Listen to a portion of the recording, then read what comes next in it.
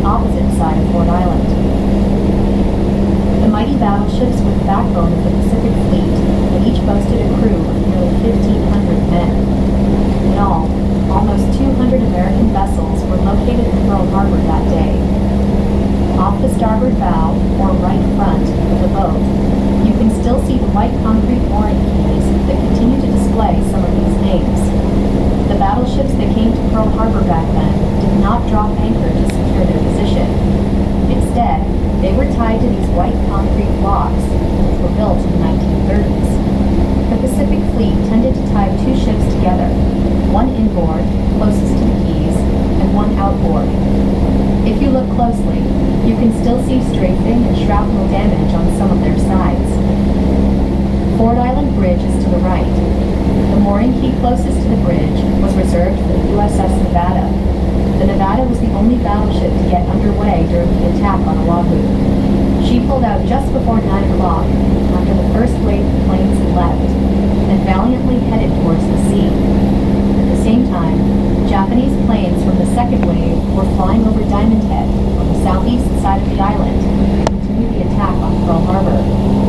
As they arrived, they saw this great warship moving out of the harbor and began to attack.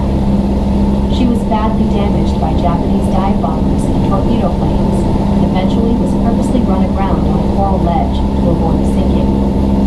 Almost 60 USS Nevada crew members lost their lives in a short time. Despite this great sacrifice, Nevada's attempted exit was met with cheers from other sailors and Marines witnessing the attack, which served as a morale boost for many.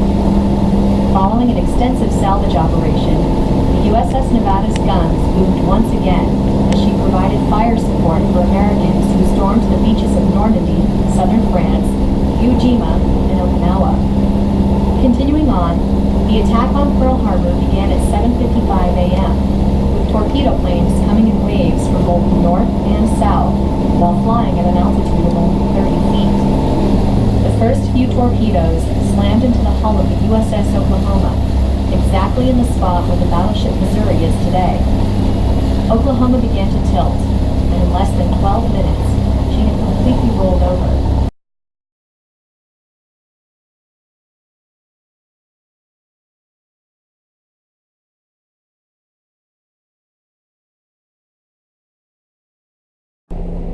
The loss of life on the Arizona accounts for approximately half of all the lives lost during the attack.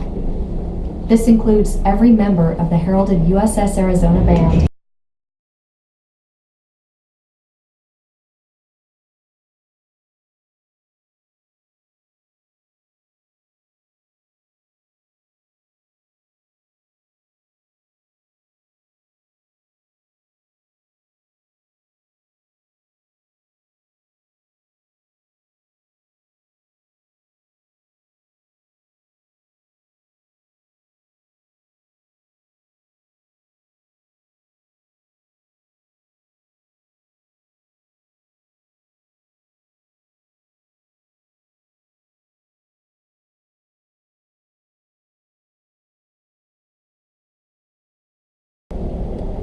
It's important to remember that this wasn't just an attack on Pearl Harbor. It was an attack on all of Oahu. 15 minutes before the assault here, Japanese aircraft struck all the military airfields around the island and neutralized American air power. Within the next 15 minutes, they neutralized American naval power here as well.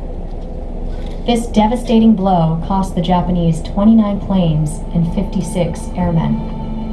On December 7, 1941, Pearl Harbor witnessed the dawn of a new era. As World War II came to American shores, men and women fought and died side by side. Many of them remain in these waters and in the surrounding landscapes for eternity. We, the living, are left to understand their story, remember their sacrifice, and honor their memory.